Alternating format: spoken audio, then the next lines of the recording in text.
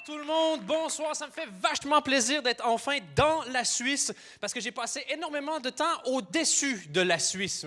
J'ai utilisé souvent votre compagnie d'aviation Swissair et je me suis rendu compte d'un truc super intéressant avec Swissair. Ce sont les seuls avions dans lesquels j'ai vomi. Et c'est un truc que tu n'oublies pas. Tous les endroits où tu vomis, tu t'en souviens en général. Ça change la dynamique en général. Mais je dirais que ça laisse des traces dans ta mémoire et ailleurs. Et j'ai appris beaucoup de choses aussi quand j'ai vomi dans un avion. J'ai appris que ça changeait la dynamique à l'intérieur de l'avion. Par exemple, si ton but, c'était de draguer la nana à côté de toi, au moment où tu vas chercher le sac à vomi, ça devient très, très difficile d'arriver à tes fins. Et au moment où tu le remplis, là, c'est terminé. Il n'y a plus moyen. Et c'est dur de rester digne parce que les hôtesses de l'air essaient de t'aider. Tu vois, elles viennent te voir en disant « Monsieur, est-ce que vous voulez qu'on vous débarrasse de votre petit sac? » toi? Tu fais « Au point où on en est, je pense que tu peux me tutoyer. »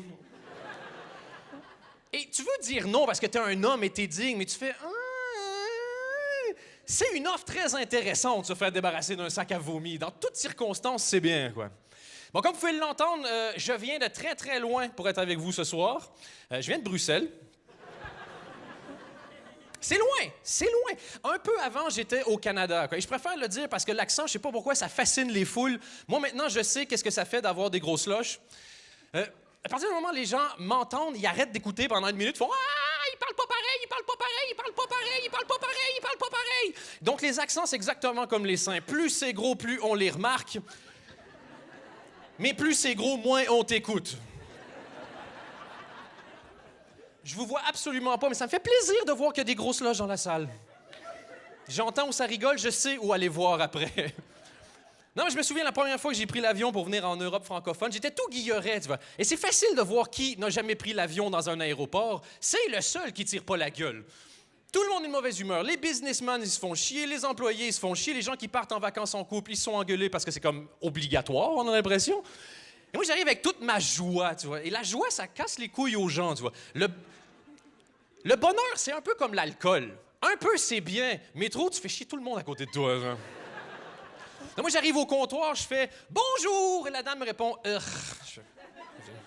Wow, passion pour le boulot, je prends mes billets, je vais au contrôle de sécurité, je fais « Bonjour! » Le gars me répond « Je fais « Oh, vous connaissez? » Il engage dans la même famille. Et j'arrive à l'intérieur de l'avion, et là, il commence avec tous les contrôles de sécurité. Puis moi, je pensais que c'était sécuritaire un avion. Des couilles!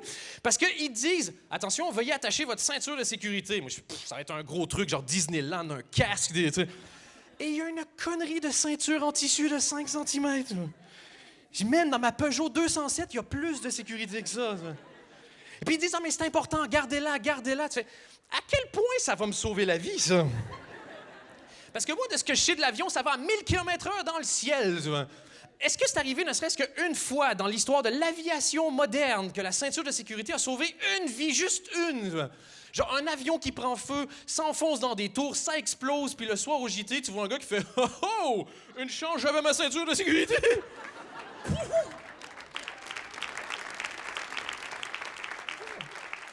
Ça sert à rien. Si c'est la merde en avion, on va tous mourir. C'est tout. Il n'y a pas d'autres options.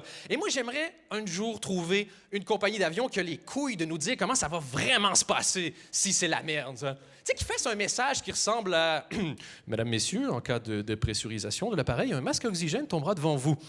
Veuillez l'installer, comme ça, vous pourrez respirer à l'aise alors qu'on fonce tout droit vers une mort certaine. La ceinture de sécurité vous servira à rien, sauf peut-être vous sectionner le corps en deux. Et maintenir les cadavres en place s'ils sont calcinés.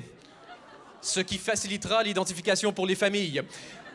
Merci et bon vol. Fait, non, à la place, ils nous donnent des consignes de sécurité débiles qu'on sait déjà, genre « Ah, ceci est un vol non-fumeur. » Un vol non-fumeur par rapport à quel autre type de vol qui existe? Ils sont tous fucking non-fumeurs, les vols, de toute façon. Il y a quoi en classe économie? Est-ce qu'il y a encore un gars qui fait « Ah, fumeur, non-fumeur, je ne sais pas. » Tu sais quoi, dans le doute, je m'allume une petite clope. Non.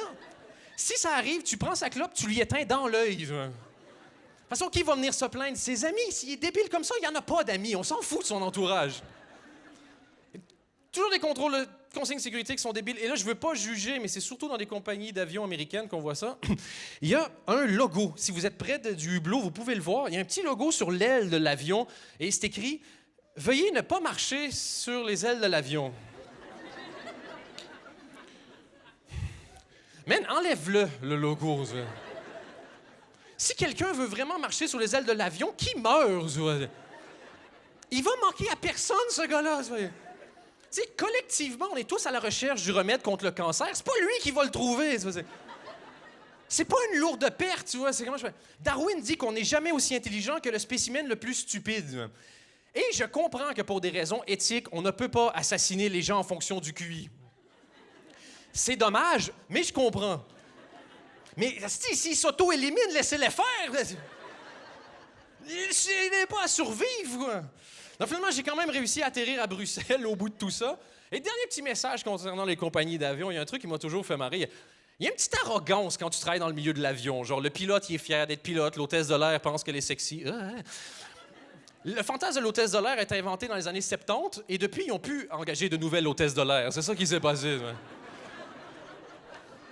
Quand tu vois le calendrier, genre des hôtesses sexy, tu fais « Ah, ces filles-là sont dans le calendrier et pas dans l'avion. Je les ai jamais vues. » Et ils finissent toujours avec le même message. Ils font « Merci d'avoir choisi une telle airline. » Non, c'est pas comme ça que ça s'est passé, man.